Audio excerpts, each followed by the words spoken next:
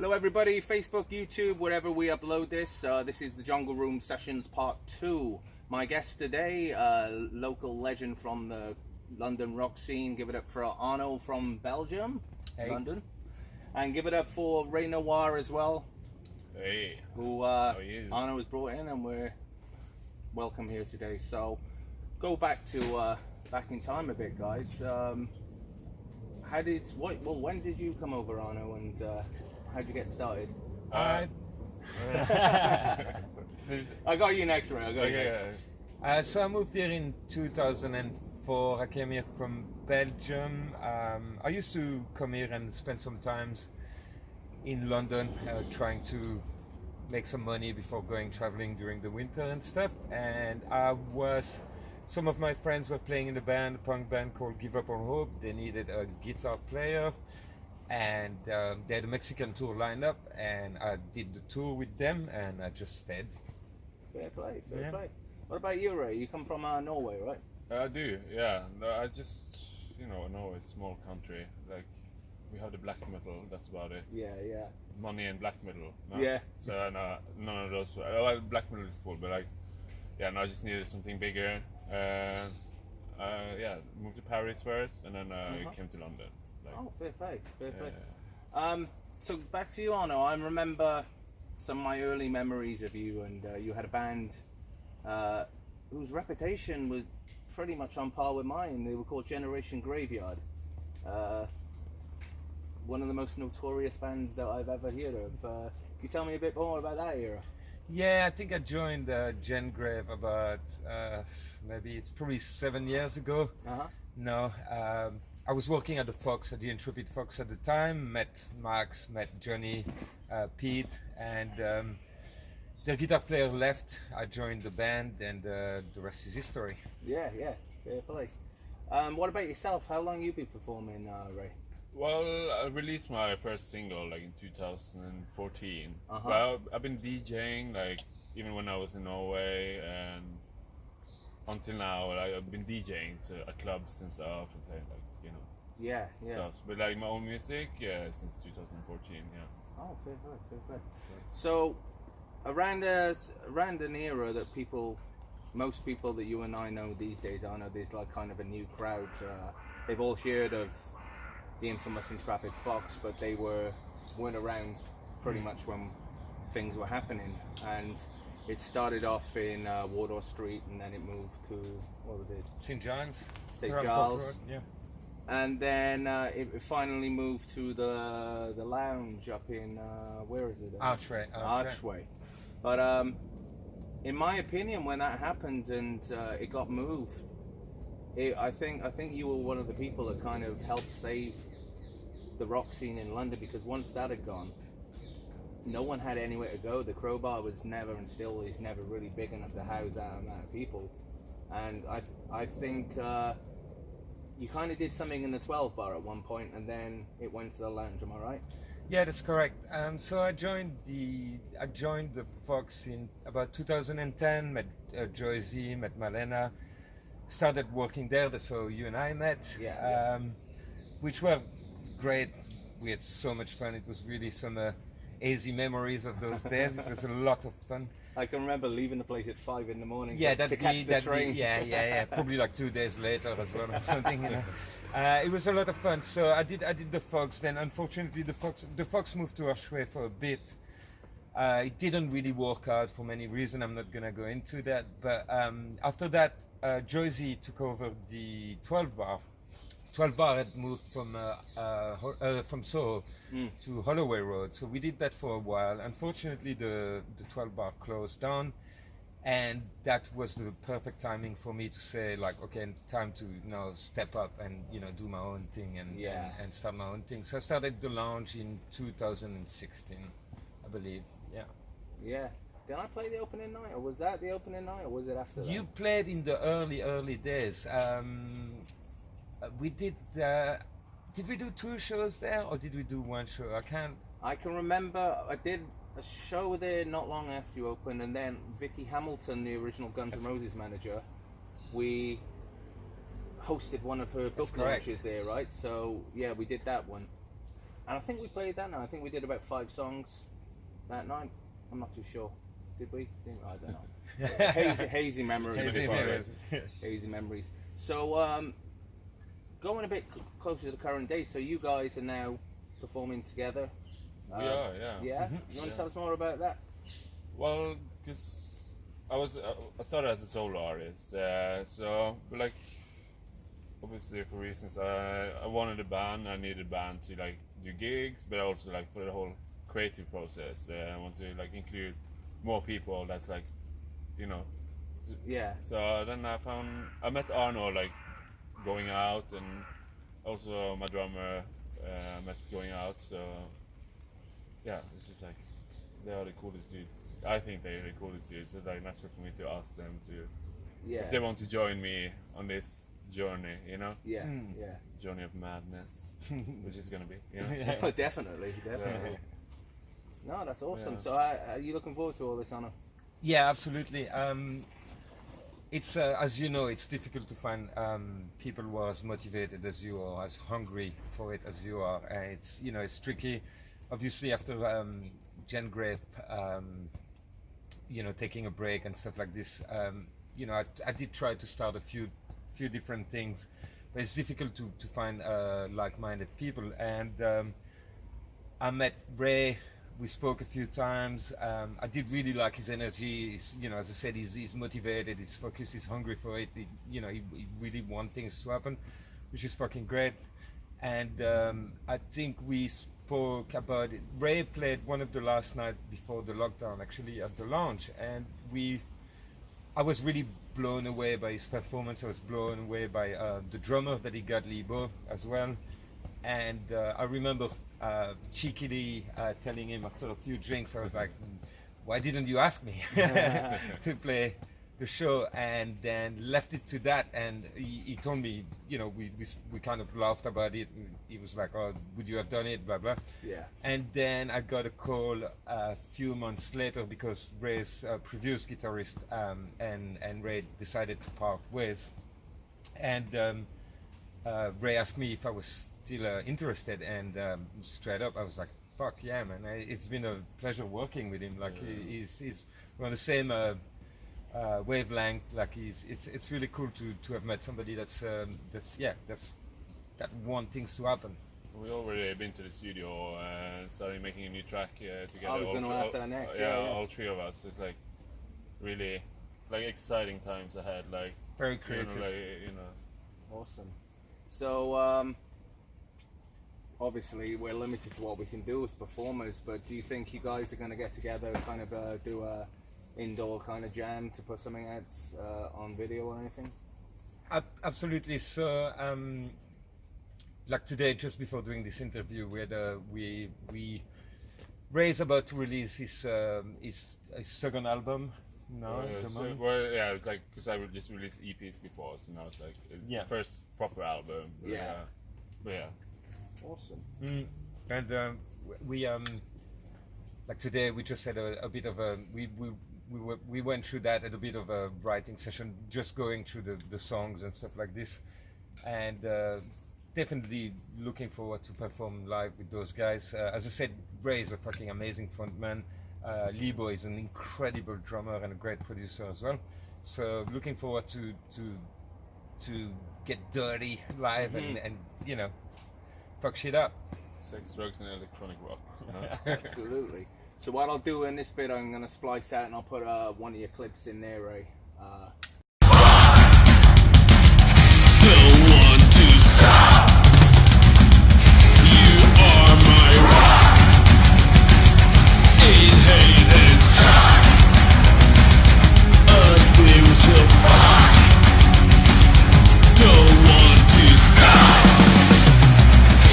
No, you can leave. You're what I need. I find it hard to breathe.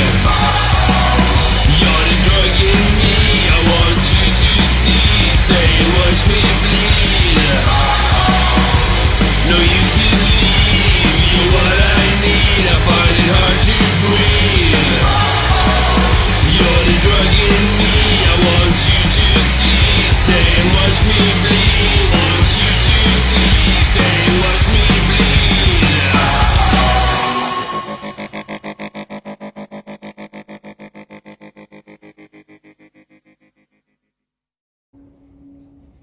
I interviewed my bass player Harrison on Tuesday, and yeah, he mentioned some memories of you.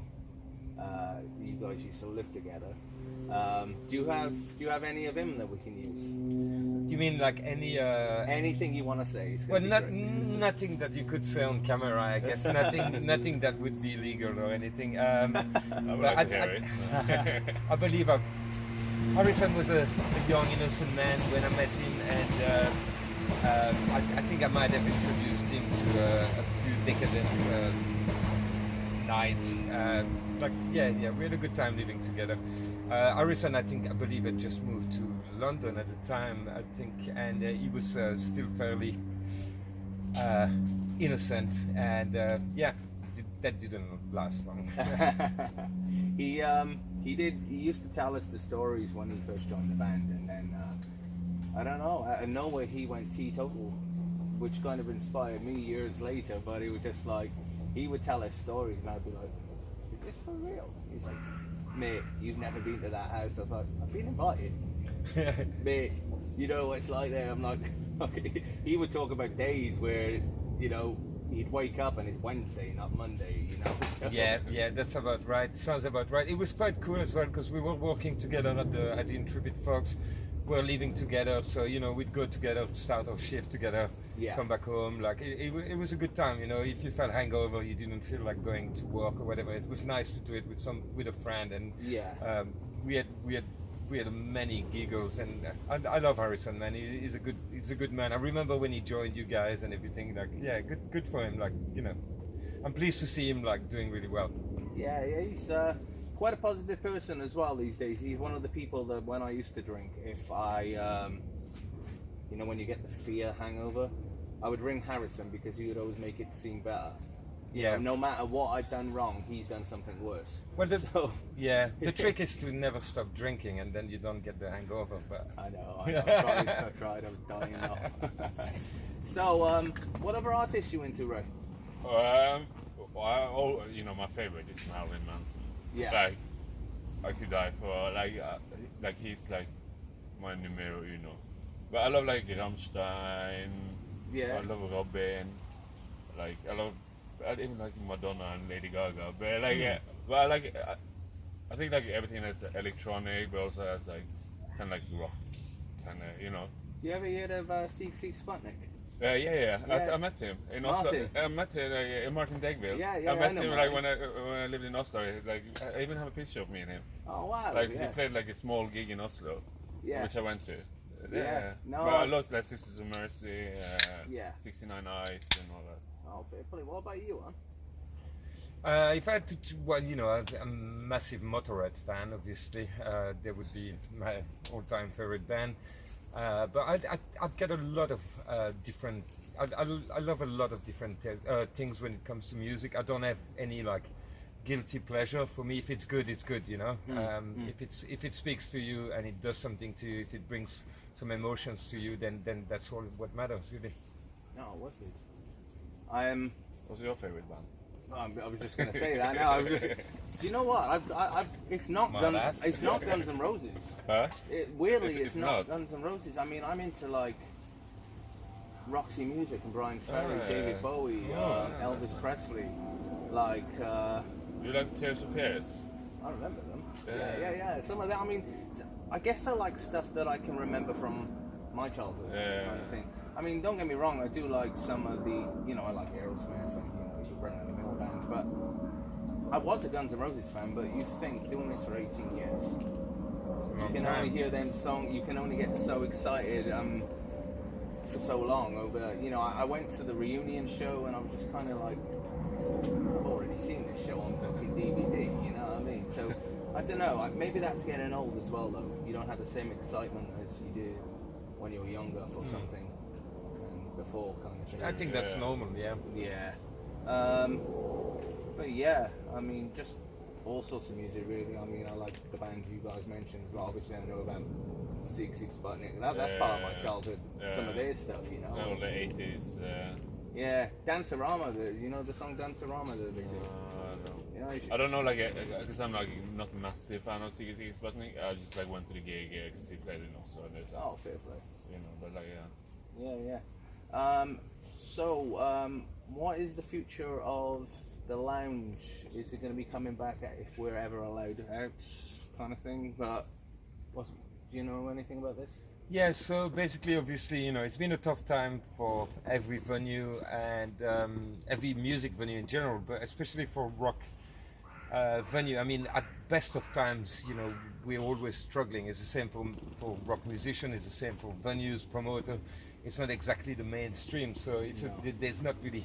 We're clearly not doing this for the money. We're clearly doing this because we believe in it and we like doing what we do.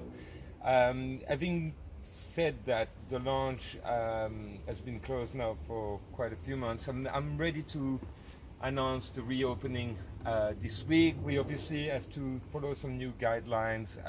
We're gonna try to make it work, coming with concept, try to make it interesting, and you know, for punters and for customers to come safe and interesting.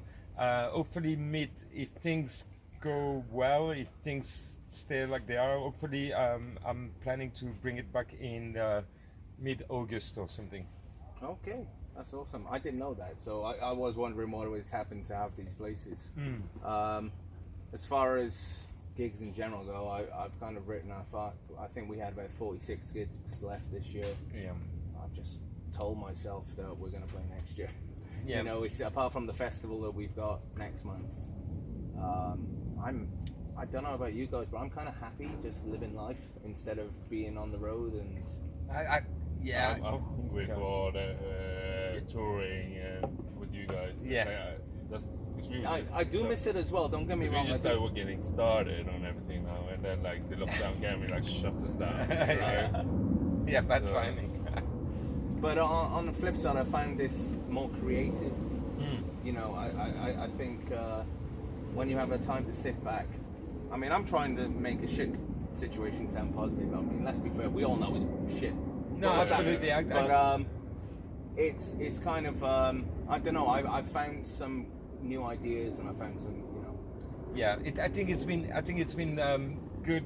What I found the most difficult to start with was adjusting, you know, because we all people were constantly busy. We're always like, you know, going at 100 miles an hour, and then having to completely stop and just be like, you know, what to do now? Yeah. Who are you? Like, you know, I found that it was pretty tricky for me to find new things to do and things like that. But I have enjoyed taking some times off and actually for once enjoying the summer a little bit, which I normally spend like stuck into a fucking room with like no fucking daylight, no light, and you know, 3 hours sleep for like months on end.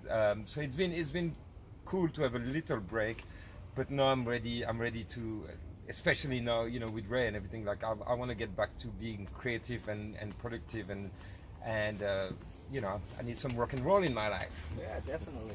I've checked out your stuff as well, Ray. I mean, if you guys would be up for it, be interesting to bring you guys onto one of our shows, like the Camden Underworld or the O2. And be fucking Yeah, weekend. that would be amazing. Me and Arno have been talking about this for about 10 years, but there's never a That's band. That's right. You're never in a band when we say yes, do you? No, we'd love to. Like, definitely. It'd be a pleasure. Yeah. It'd be a pleasure. Okay, so I guess we'll wrap up now with Mic Jam, don't know. So you guys got anything else you'd like to put across before we edit, Well- upload? Do you want to say something about the single? Yeah, well, we have been in studio recording Yeah. a song, and we're still gonna work on it and go. Yeah, so I can't say which song it is because kind of like I think I've made some hints on Instagram and stuff, Yeah, but yeah. I haven't like publicly announced what song it is. It's a cover. Yeah. It's a fucking cool cover. So, can you swear in England? Yeah. I don't know. Just about. Yeah, but yeah, yeah. So, and then the plan is to work on like at least an EP because the album is finished, so it's going to be launched. But because of COVID, it's been pushed back. We have to wait. But we want to go into studio, work on new songs, and get shit together. So when do you think something will be out, Ray? You know. Well, I released like an album teaser now during lockdown called Spiritual Fuck. Yeah. So, but it's not gonna be on the album. It's just like an album teaser. Yeah, I don't know. Hopefully, like soon. I'm like eager to like release stuff and with my guys and just like get it on, you know. Yeah, for real. Yeah. And Arno, again, when's that relaunch date you're saying? So we're hoping to relaunch to do the reopening night. Hopefully, mid-August. I will announce it on Facebook, Instagram, and all that this coming week. Hopefully, yeah, we'll see how things go. But that's the plan. And I was gonna say, Ray's obviously on Spotify and all the usual platforms. So check out his stuff, and hopefully we've got a great management at the moment. We've got great people behind us, so we're looking forward to this new single coming out that we just recorded. We just as you said, we're just in the production stage at the moment, but it's gonna kick ass, I can tell you that. And yeah, looking forward to fuck shit up. Hey, thanks very much, guys. Fantastic to have you both here. Can we still do that? Thank you for having us. Thanks for having us, brother. Ray Noir and Arno, everybody. Cheers, man.